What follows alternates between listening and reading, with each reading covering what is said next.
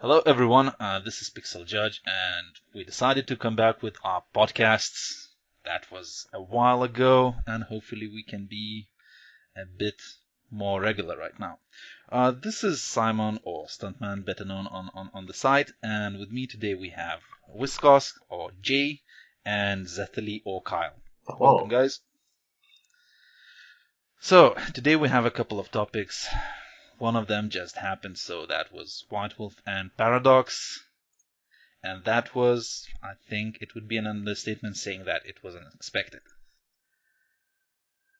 So, Jay, you know better about this topic. Do you mind starting? Yeah, so for anybody who doesn't know, CCP, the guys behind Eve, was supposed to be working on a World of Darkness MMO. Um, the World of Darkness is the universe name for like all of White Wolf's properties. They all take place in the World of Darkness. And the MMO basically got stalled and just kind of disappeared with layoffs at CCP. When it was obvious, it kind of became obvious then that they weren't going to continue making it. And today, we have Paradox Interactive have bought White Wolf Publishing. Not just the properties, like Vampire the Masquerade, they've actually bought the company that owns those properties.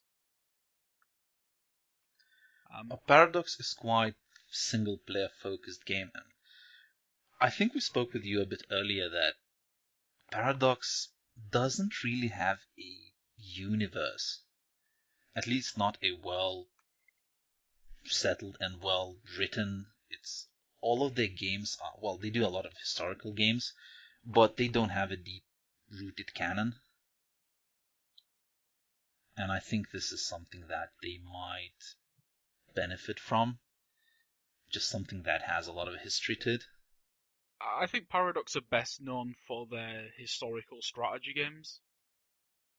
Things like Crusader Kings and Europa Universalis. Well, they were, but they made a lot of noise with something like Cities. Yeah, City Skylines.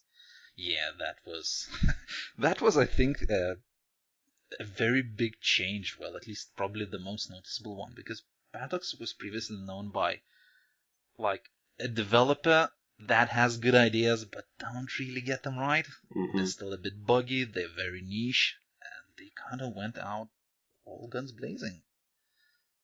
I believe they also published Obsidian's Pillars of Eternity over the summer too. Correct me if I'm wrong there, but I believe that they published that. Okay.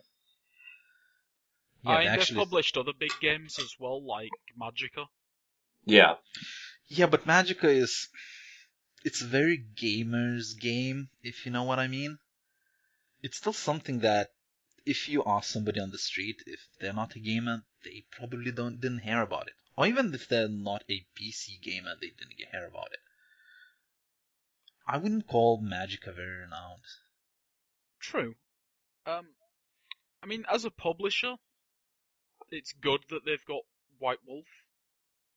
But the question is, what are they going to do with it? White Wolf has a lot of properties, and Paradox aren't known for MMOs, so it's very unlikely that they're looking to revive that MMO project. Mm-hmm. But is that really bad? Do we really need more MMOs? I'd rather not see an MMO personally. I'd rather see something like a mage RPG in the style of Vampire the Masquerade Bloodlines.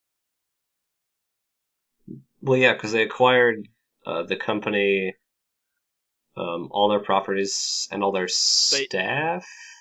They actually acquired White Wolf Publishing itself, so even like the paper book publishing for the actual pen and paper games is now Paradox. Yeah, but if we look at games these days, what makes a game successful, and I mean really successful, it's not just the game itself, it's the everything that's surrounding him. Like, if we take something like Halo, I think it's so big because it has comics, it has outstanding marketing, and it's doing a lot of things around it, just not just the game.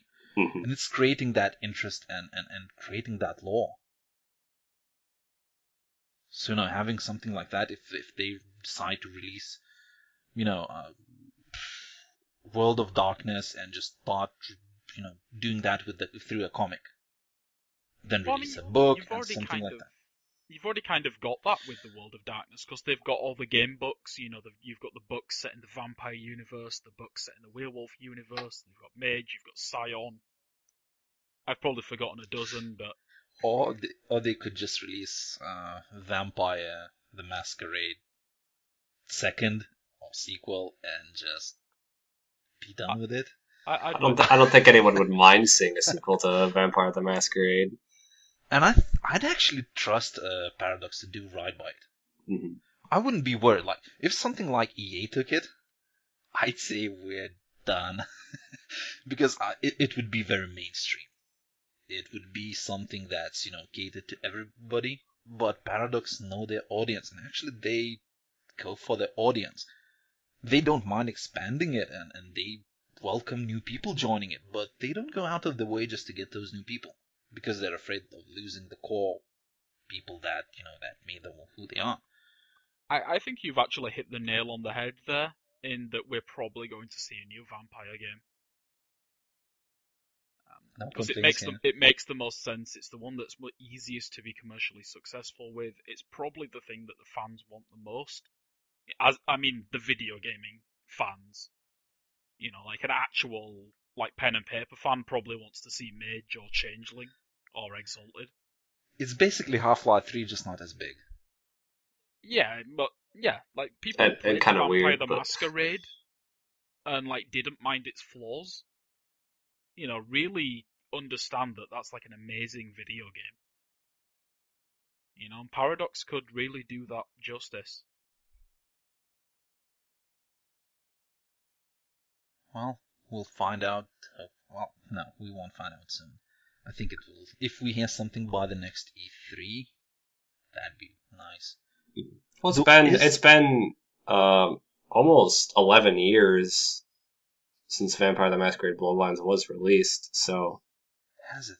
yeah, Time's running so fast. November 16th, 2004, at least here in the Americas. I've seen some videos recently, and the funny thing is, the games starting since Half-Life 2 still don't look that bad.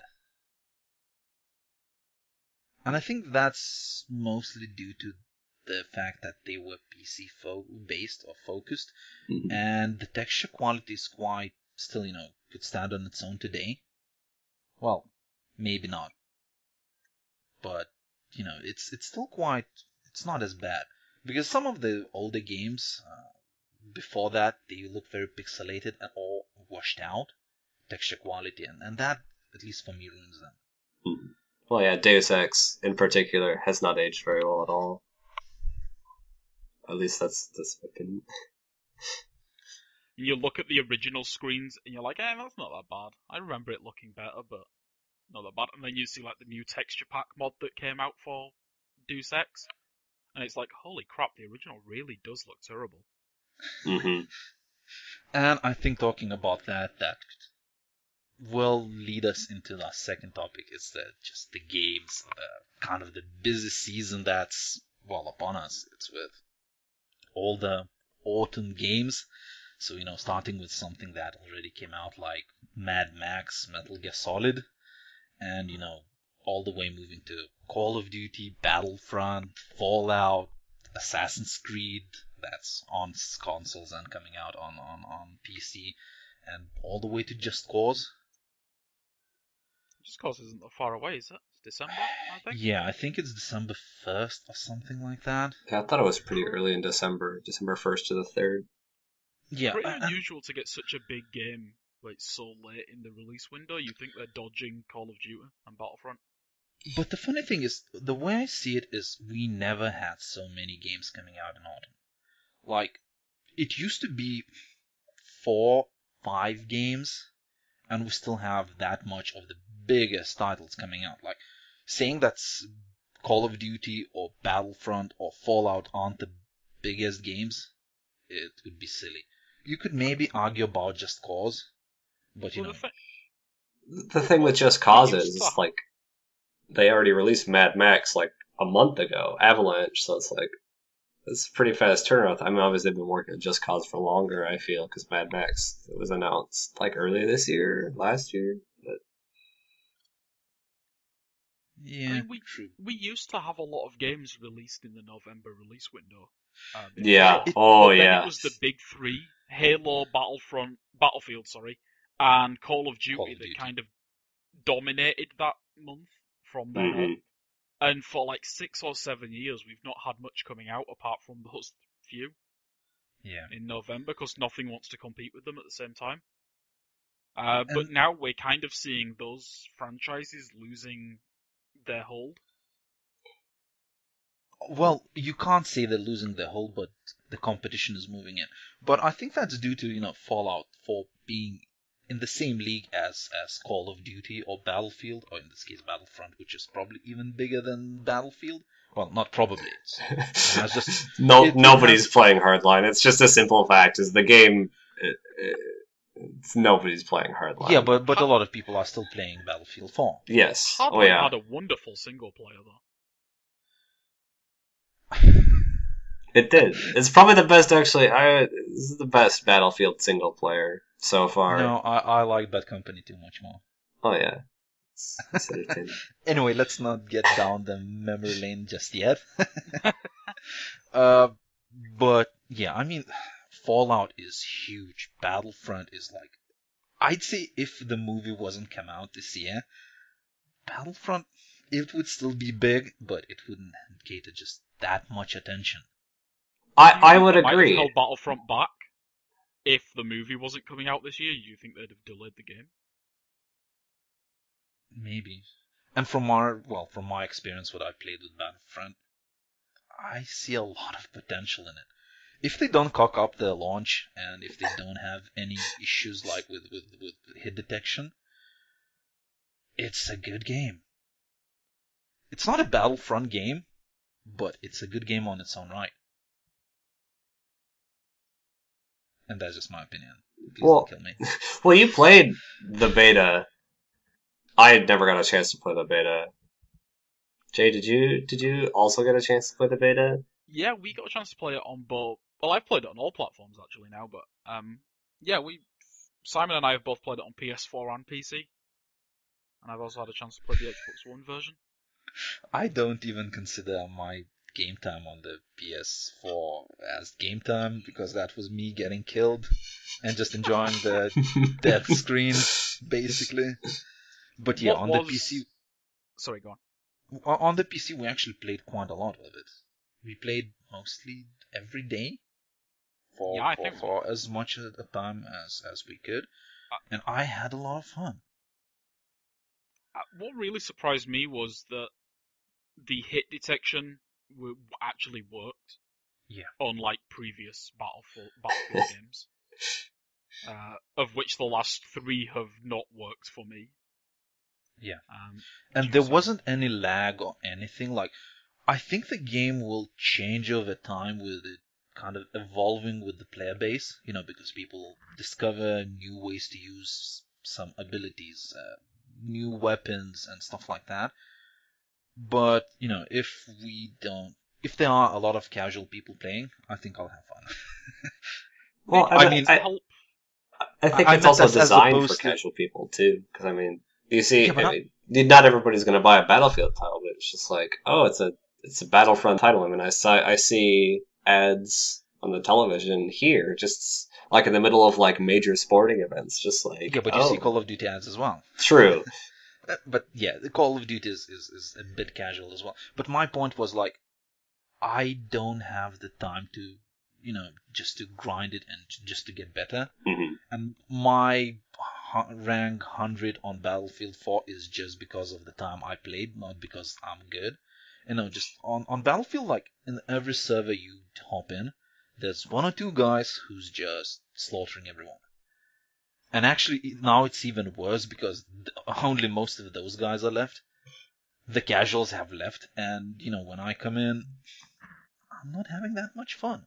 That's something I actually wanted to point out about Battlefront is their crosshair and shooting style is very much Halo style, where you sort of have a kind of auto aim inside the reticule, and you just kind of get this big reticule over your target, and just hold down the button until they go away.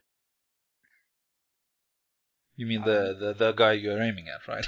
Yeah. So it does a lot to narrow the skill gap, because even a bad player can still take someone on.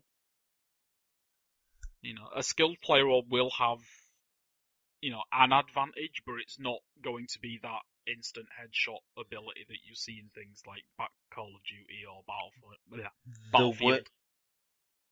The way I saw it is, it's much more forgiving and much easier to pick up.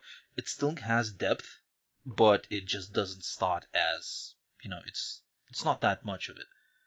That's it. Yeah, that's kind of what I was trying to say. Like, It's as less you skill play based. more, It's as you more play more, experience you based. will learn tactics and moves Yeah. that help. But a new player can still jump in and stand a chance. But the thing is, like in Battlefield, you have to aim for the head and you have to have a faster reaction than the other guy. In Battlefront, there's always this element, but it's not that important. Yeah, if you're not good at scoring headshots, take a fast firing weapon or one with, like less accuracy and more spray maybe.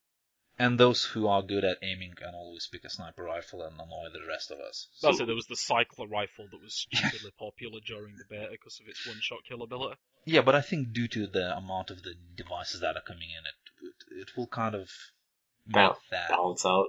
Yeah, it will balance that out. Another thing I wanted to point out that was really good was the infinite ammo for special items like grenades and the cycler rifle. They went on a cooldown after you used them. Yeah. Which made it stand out from other games, because in something like Battlefield, for example, you only have like 1 or 2 grenades. So you're like, I'm going to save them for when I really need them, and then you just die before you use them. Yeah, well, it basically was. It was quite fun, but, when the game comes out, we'll see about, the first, or how it performs, how the beta compares to the full game, because, I wouldn't be surprised if it had issues on launch, but we'll see.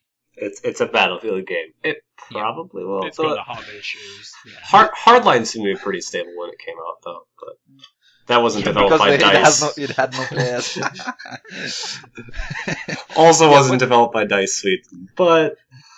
But this year, if you're out of luck with Battlefront, you can always pick something else. Mm-hmm. So, and this year, Call of Duty has a full single-player co-op, which is interesting to say the least. I was always a Call of Duty for me this year. Yeah. I was always Call of Duty single player guy, I'm the sucker who actually is interested in the story, how much of it there is. Part of it's just seeing just how entertaining it was. That's why I liked Advanced Warfare. Just like it was a little bit ridiculous. I mean, obviously, since they had some liberty to just kind of go nuts with it, but it had a lot of good variety too. And it looks like Black Ops 3 will have the same thing. I mean, again, here in the States, we only see ads for the multiplayer. You don't really advertise the single player. It's kind of hard to do that for a Call of Duty game. But, playing with friends is new. The funny thing is, like, with Call of Duty, I usually feel like they sometimes use one element that's really cool and really, feels good to use. Mm-hmm. And you want more of it, but you never get it. Like, remember on Call of Duty 4, you had a gunship mission. That was so cool, and I wanted to do that again. But we had to wait, 5 years for Advanced Warfare 3 before we got our mitts on that thing again? Yeah, but again, it was on for a couple of missions, and then you move on to other things. Mm-hmm.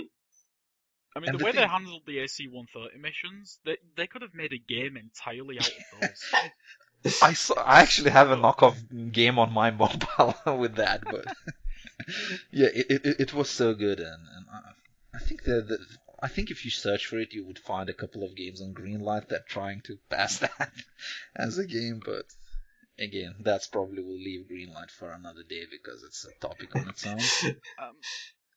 Yeah, my concern with Black Ops 3 is that with them adding co-op, the campaign might not be as long, because Call of Duty has been known to have very short campaigns. Yeah, that's a good point. But we are talking about Treyarch. I mean, it takes 9 hours to finish Black Ops 2? Yeah, it's quite long. I actually tried to beat it recently, and it took me a while. So hopefully Yeah, it took me about these. 4 hours to get like a third of the way through, and I hadn't even done like all the different choices and all the different like the side missions that you can do. Yeah.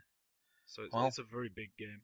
And I fingers don't crossed. believe they're bringing back the diverging paths for Black Ops 3. I don't remember seeing anything about, especially with co-op. I don't know how they would exactly work that out. Yeah, how would they work that? I mean, looks like the players are going to make their own decisions. Mm-hmm. Yeah. Out of every group of players, there's always one important guy who's just going to shoot something that like will affect a choice. You know, there's always someone who doesn't want to listen to the talking and like just makes a snap decision. Maybe they have to vote on it or something. I would like to see the diverging stories come back, because Black Ops 3 had so many things that you didn't even realise were choices on the first playthrough. Things like when Chloe's getting kidnapped, you can actually stop them kidnapping her, or she can get away. And You mean Karma? well, yeah, Karma, yeah. Chloe. Yeah, I think the mission was called Karma. The as well. thing that really interested me and just kind of caught me off guard is the World War II time during one of the trailers we got recently. Where did that come from? It seemed like a callback to a World War II mission or something like that. And it seemed like you can, I don't know, travel through time or just kind of imagine the past. I wouldn't put it past Call of Duty to add in a time traveling mechanic at this point, but See, I have a theory about that, because they were talking about like all the weapon systems are kind of like integrated with like the neural circuits and like the nano machines and like stuff like that. And my theory is that like if the enemies have that capability as well, like using old tech that isn't integrated might be the way to beat them. And I think like partway through the game, you're going to end up pulling out like a Sherman tank or something and just Yeah, doing but like a World War II even style rampage. the thing is, like, the image that was shown, it felt really low tech and from that era. The environment itself was old, and the image looked a bit different. It's like, you're in a different state of mind. Like a But there dream was or all those travel. crazy like falling scenes, weren't they, in the early trailers where the guy seems to be having like a psychotic break. I guess So we maybe again you're will right.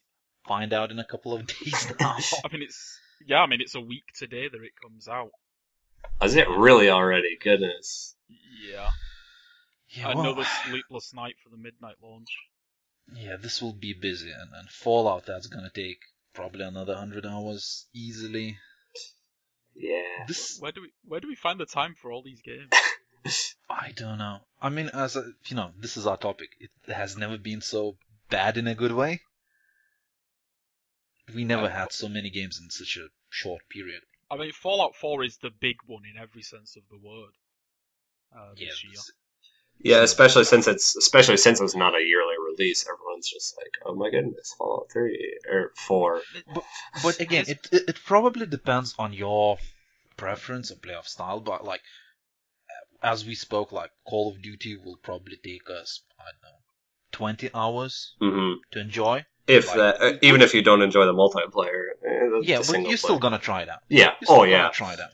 It's there for a reason. Battlefield, what, 50 to 100 hours? Yeah.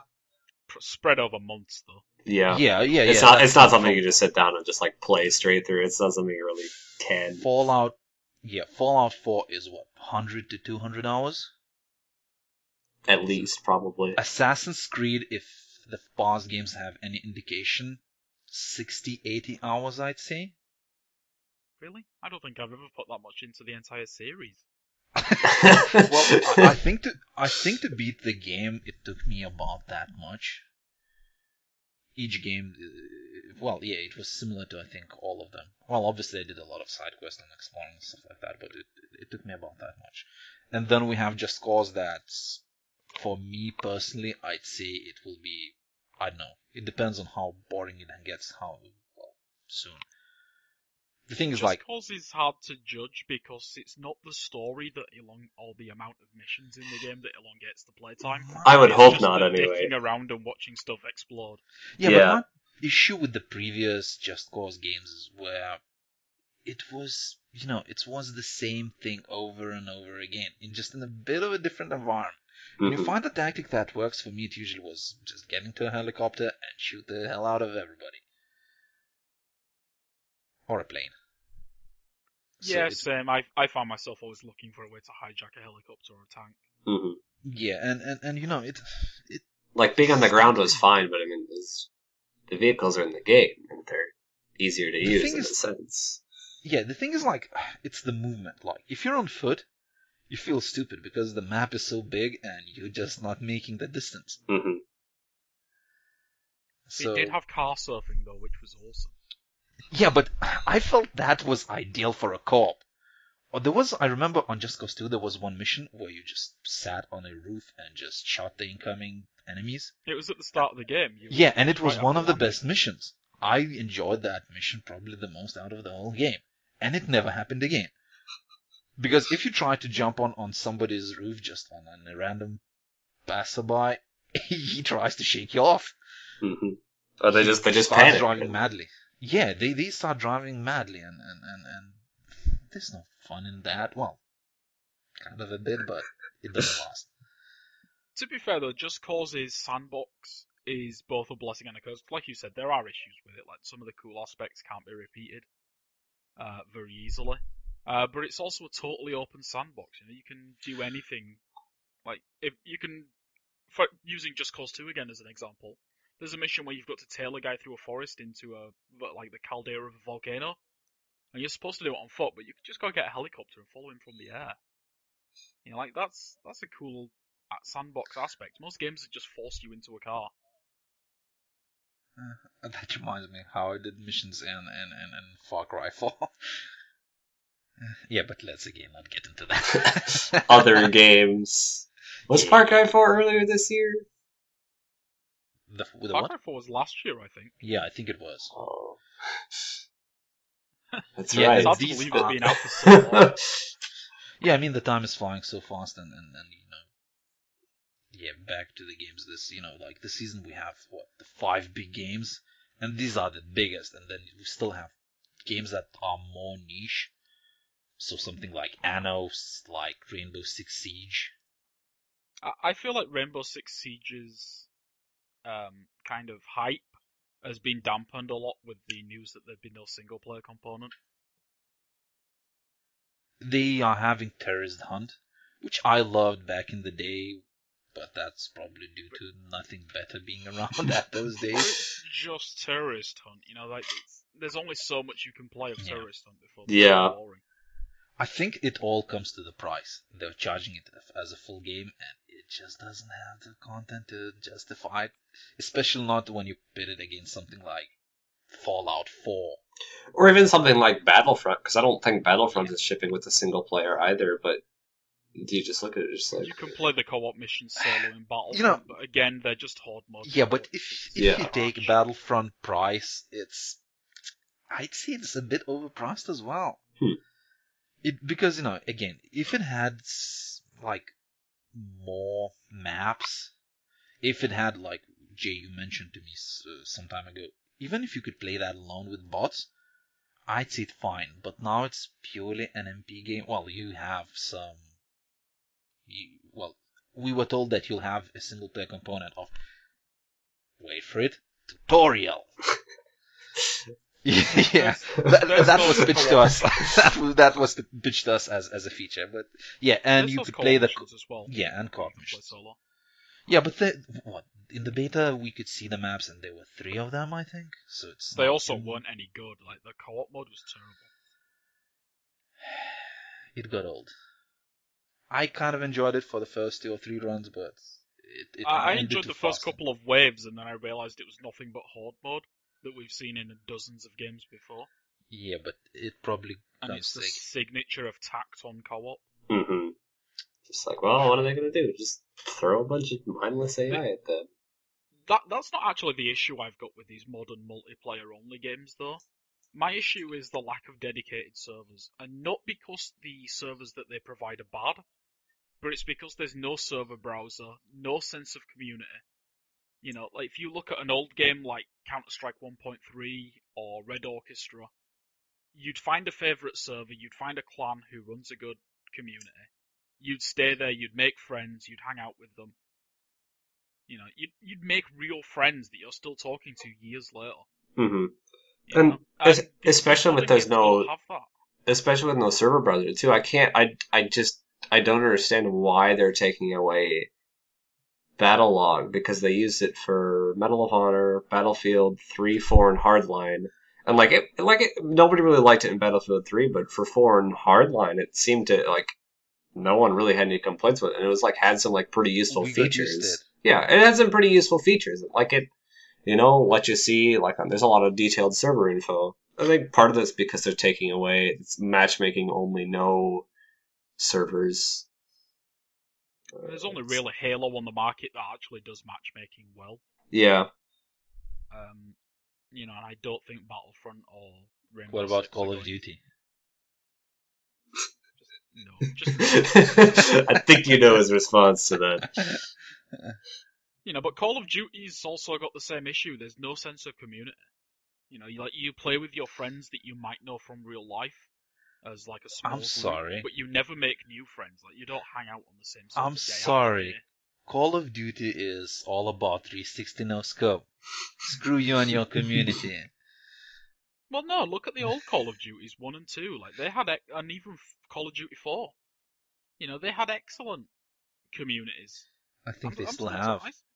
Yeah, Call of Duty, the first one online, and Finest Hour was one of the earliest gaming communities I got into. I still know some of those people I made friends with back then. And this, you're never gonna get that in these modern games, ever. You're gonna get called horrible racist names by squad. That's the best you can hope for. Yeah, but the thing is, the environment or the game of kind of landscape changed a lot through these years. It used to be much smaller, and there used to be much more like-minded people. And these days, it's everybody, because mostly everybody is a gamer these days. So you might not have the same interest as some other Doesn't that make the need for having communities even better? Even more? I'd say it's less punishing, but could be more rewarding. Yeah, it's just I just feel like they're not just they're throwing out the baby with the bathwater. Communities are a tried and tested positive, and they're just throwing that away with no replacement. Well, it used to be that communities used to sell games. These days, marketing sells games. No, there's that too. So there's no such a benefit. Anyway, shall we move? We kind of overlooked the games. Just kind of a lot of them, and it will be just a lot of games. Yeah, my wallet is gonna cry. Yeah, but hopefully, in the end of the day, it will be worth it. And from our experiences, and just Call of Duty is probably gonna be good in a single player. Probably. Battlefront, if they avoid the mistakes that they've done with the Battlefield 4, it will be good. Fallout 4 I'm pretty sure it will be great, especially. There's no question about that. Yeah, it might be buggy. It might be really buggy at release because it's a Bethesda game, but I mean that's not really a surprise anymore.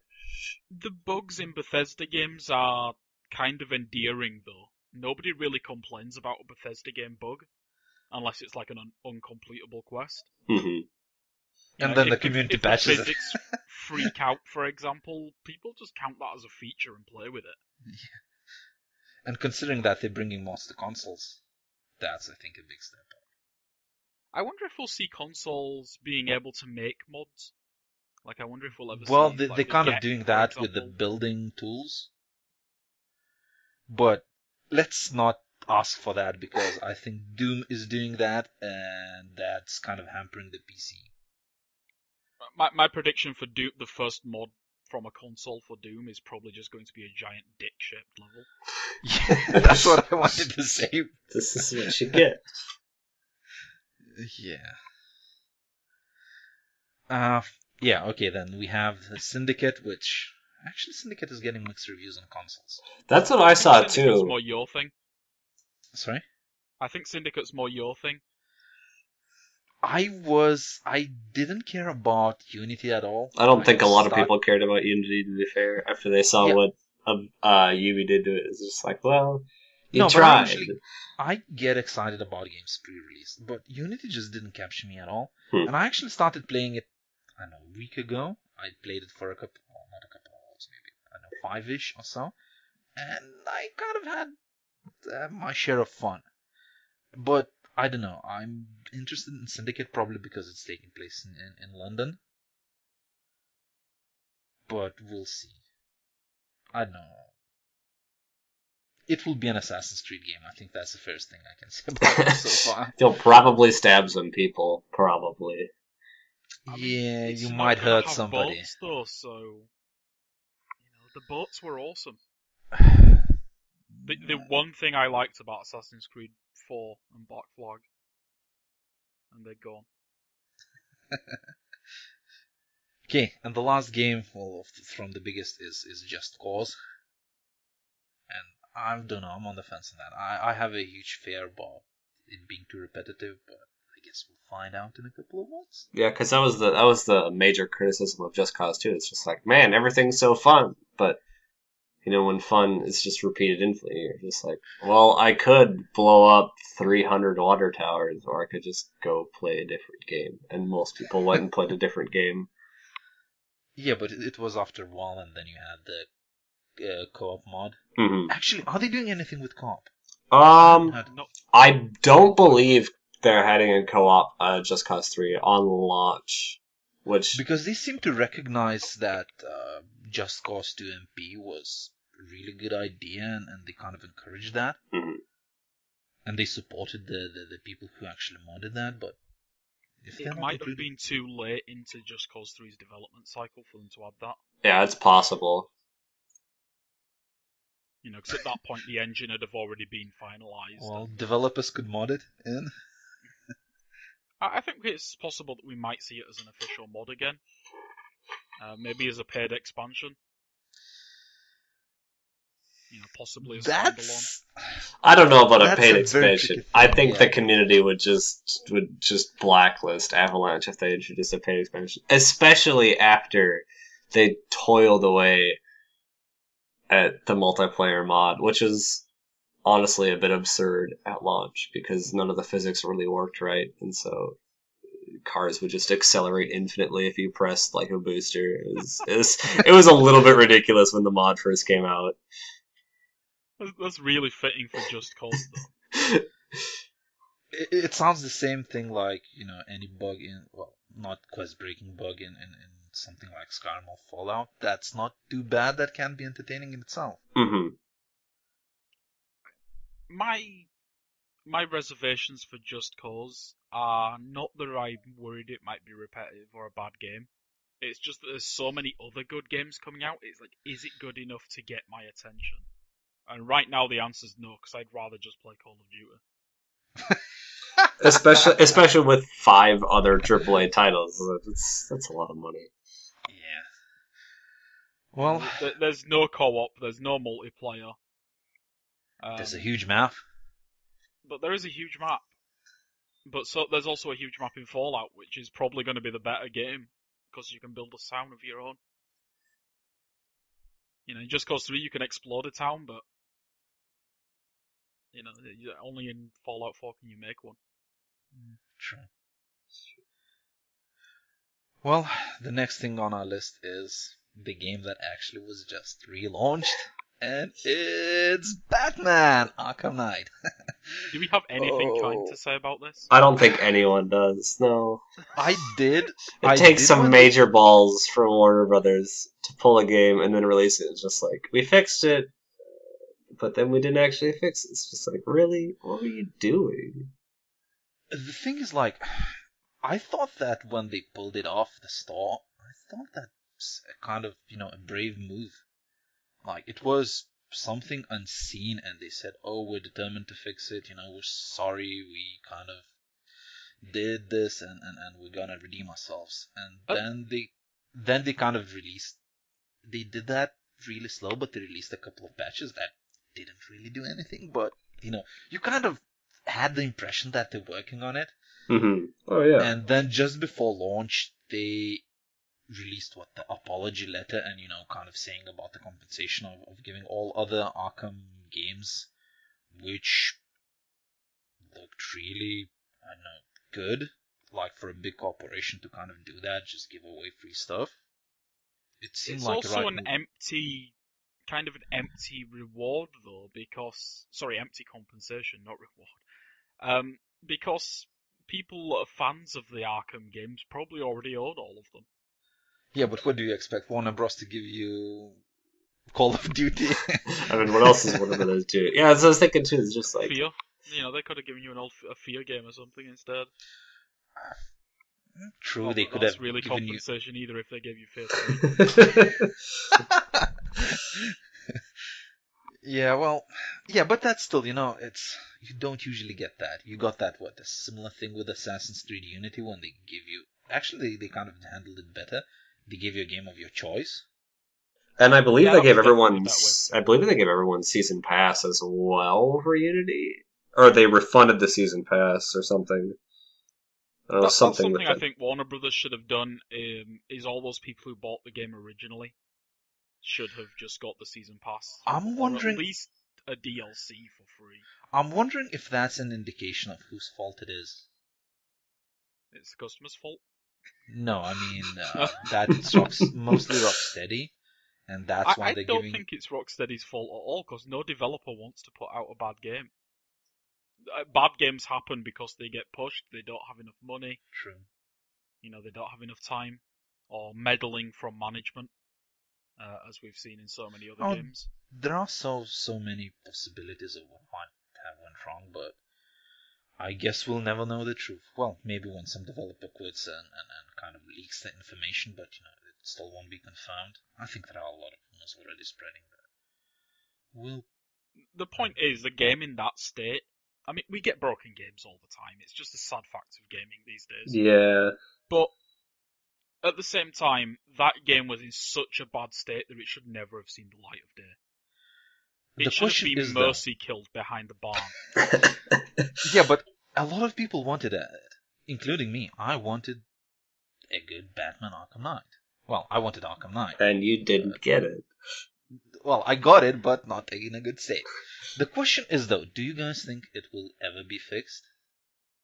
Probably not. I think they're just going to give up 6 months down the line. They're going to release one more patch and be like, yeah, we're done. Yeah, because I mean, Rocksteady is done with the. It's not the same. I kind of see the same sort of thing with Battlefield 4. Where I didn't personally have any problems with servers, but it was, from what I heard, there was just a mess for 3 to 6 months. But I mean, it was like the flat. A year after release, the game was still completely screwed for a lot of people. Yeah, the hit detection was way off. DICE were being sarcastic in the patch notes as well.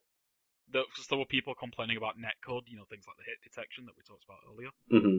And they were fixed netcode in big quotation marks in the patch notes. Not a good way to keep a fan base. When they blatantly not changed anything in the netcode. Well, yeah, I think there were some patches that actually caused it to even perform worse. Yeah. There was one really early on that actually made it worse, yeah. But I mean, even then, it's not, because it's their flagship title, I mean, they couldn't just really just sort of push it out the door and just be like, well, whatever, I guess. Because I mean... What are we talking about now, Battlefield or Batman? I think it's the same situation for both. They've got an obligation to put in some effort. The question is, how much effort do they think is appropriate? Obviously, the effort we want as consumers is that they fix it completely. Will that happen? But realistically, we have to say that's probably not going to happen. No, it's so badly broken, it'll take them years to fix. Yeah. Then we'll have supercomputers and we'll just be able to, just push through with our raw power. Yeah, 12 gigs of RAM for Windows 12. Maybe in 10 years' time, we're going to be using Arkham Knight the same way we use Crysis to push our machines. Just for a different reason. Can my GTX 1280 run Arkham Knight at more than 15 FPS? Nope.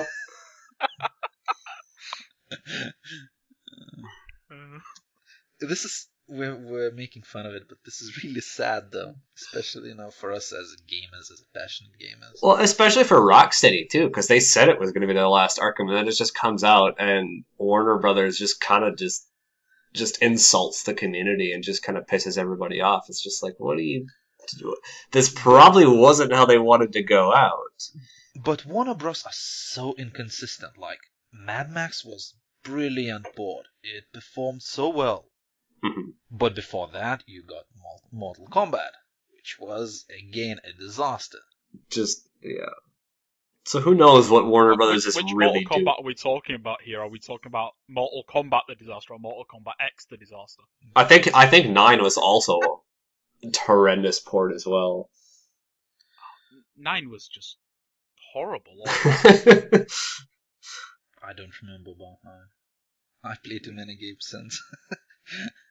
9 was the fighting game equivalent of E.T.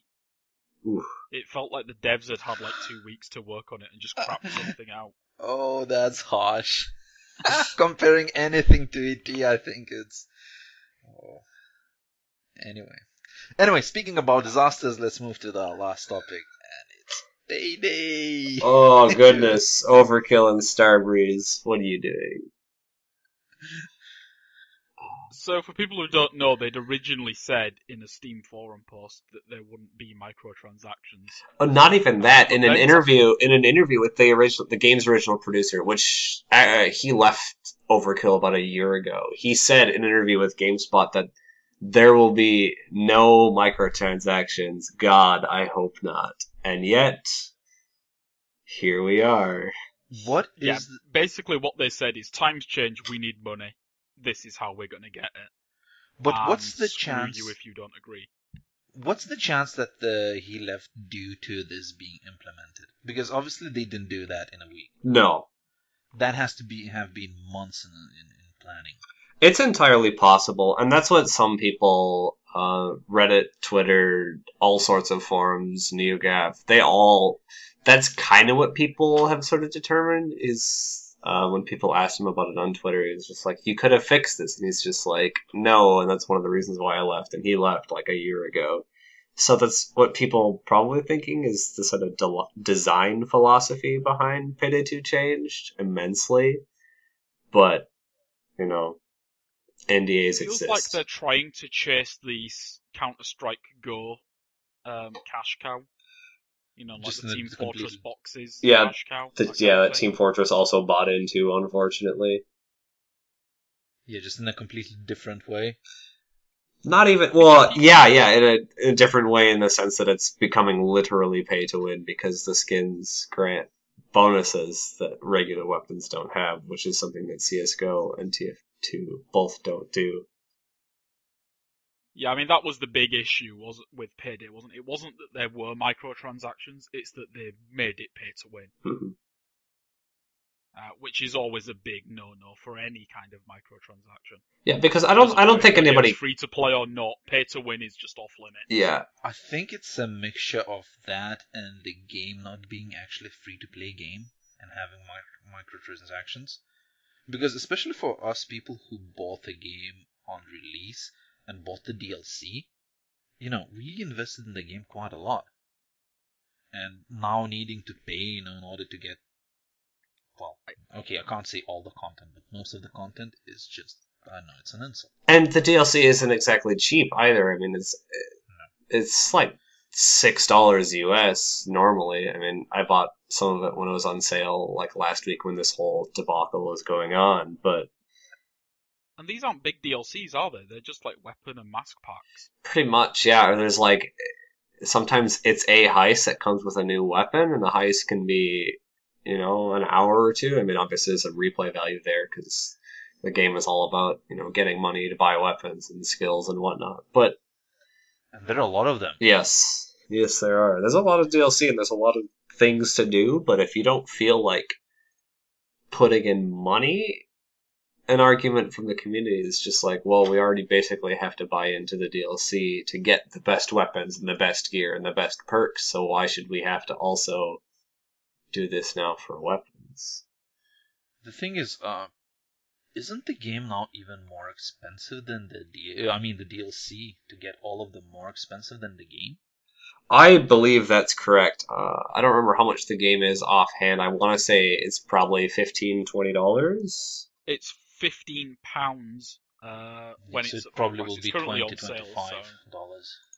Okay. Oh, there's a Halloween sale going on, so it's $5 US, 75% off. So yeah, 20 for US all the dollars. DLC though, you're Well, you can looking buy. at All the DLC is $27.48 US, and that's when it's on sale. 75% off on all the DLC right now.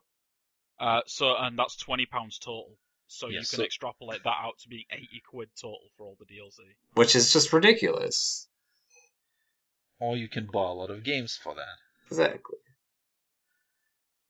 I think even regardless of whether the game's like you have to buy the game or whether it's free to play, the knee-jerk reaction to microtransactions are that they're horrible and should never happen. But they do help support companies. I think it's just that microtransactions have to be handled very carefully. Well, it's how Rule number one. it's how never Valve was have able pay to to save win. CS:GO. Rule number two is don't talk about Fight Club. And rule number three is that if you have microtransaction items, like these drills to open safes in Payday 2, you have to be able to get them by means where you don't have to pay. And they added that in. Like, when you complete a heist, you select cards. Only after people had an argument with them in a Reddit AMA. That is true. Yeah, they added them in afterwards, and it's just like, Well, I don't think it's because of the AMA. I think it's because of the outcry they got. Well, that kind of was the timing when they added them. I mean, they got very, standoffish with the community in the AMA. Yeah, they did. You know, He's the game's major producer now he just refused to back down on anything. It was just like, well, times change and we kind of needed to do this, and it's just like, but Yeah, I mean, first thing what they should have done is communicated that to everybody who's playing. Oh, certainly. That's it. I mean, the way they've handled this is just all wrong. You know, there was no heads up ahead of time. They didn't implement them properly. The pay-to-win issue. Especially since they introduced them in the middle of Crime Fest, that is like a series of updates that were promised for free, and on the first day, it was microtransactions. Just like, this isn't really a free update, is it? Overkill. My question is, how much of an impact will that have to their business like? How many people refunded the DLCs that they bought or the games that they bought? How much sales are they generating now? And how much will that affect people? You know, how will people buy Payday 3 when it comes out? Or buy as much? That's a good question. I think the thing is, like, I see us gamers being very forgiving, and we're just, see a new shiny thing, and we're all excited, and ooh, I want this now, and nothing else matters. But I think that again, a small company like Starbreeze will be much more affected by it than, say, like Bethesda. Like EA or Activision, because they have the following of more dedicated people, and more people are playing that, are following the game, and just are much more into it. And remember. It's also down to the audiences that they target. Because look at EA, for example. They target the casual audience who buy one game and play it all year. You know, like FIFA or Madden or, Battlefront. And whereas poor Starbreeze, whereas Starbreeze and Overkill have more discerning fans. You know, those people are staying with the game because they like it. Not because it's the only game they've bought all year. And those people tend to be a lot more intelligent. They tend to look into issues like this. And they tend to remember it. That's it, exactly. I think that they've torpedoed their future with the people who look into issues like this. But for the average consumer, the guy who buys Battlefield on, nothing else, it doesn't matter. Yeah. Yeah, but the thing is, like, So I'm I pretty think sure they'll retain a large amount of their consumer base. I just think that they've lost the majority that actually care. Yeah, but again, when they release their next big game, will that be reflected? I mean, I'm pretty sure it will be at some point, but how big will actually the effect be? I don't think it'll be very big. I reckon they'll lose like 10% of their customers. I mean, I wouldn't buy it. What about you guys? I don't know. Hard- I honestly don't know. Put it this way, I haven't even been affected by this. I stopped playing Payday 2 before any of the DLCs even came out. I have been unaffected by anything that happened in Payday 2 because I thought it was shit. Well, As someone who did buy Payday 2 because I enjoyed Payday 1 and I think Payday has a lot of potential to be good, I still wouldn't buy it just because of this. Like, they've proven themselves to be a bunch of cocks, and I don't want to support that. I would have to agree. I mean, Payday is something. The first Payday game was something that my friends and I just sort of picked up on a whim, and then it was a lot of fun. Like planning out, because there wasn't. I mean, the first game didn't have like a monstrous amount of content, but it was hard, and it was you had to think, and you didn't want to look online and just like, well, what's the best way to do things, because that just didn't exist in the first game. You just had to just sort of like go and try your best, and well, if you fail, well, at least you're still having a good time with friends. But the second game, yeah, I don't know. It's fun to play with friends, but it's not. It's different and not necessarily in a good way. So yeah, I picked up Payday 2 not too long ago off the Hummel store for like $4 like a couple months ago. But even so, I mean, it's fun. But I just, if this is how they're going to treat their customer base after like a year and a half, why should I support their next game in a sense? Simon? This is a very difficult question and answer. Like, I'm in general a very bad person to ask if you're gonna get this. And This is true. This is true. I know that I will eventually, no matter what. The question is, will I get it when it still has a big price? And we'll see. Let's rephrase the question just for you. We know you're going to buy the game, but do you want to support the devs, or do you want to get gifted the game by someone else so that you don't actually give money to the devs yourself? I guess I'll first will have to see the game. Let's just kind of. I think that's a fair answer. That is a fair answer, yeah. Yeah, just kind of let's leave it at that and start wrapping things up. I think that was a kind of. We looked at quite a few things, and I personally had a lot of fun getting back into podcasting. Mm-hmm. So again, here's hoping to keeping this regular, at least for the time being. We're planning to do this once a month. Thanks for joining us, and we'll have a gathering and do another podcast hopefully soon. So that's in a month. See you guys.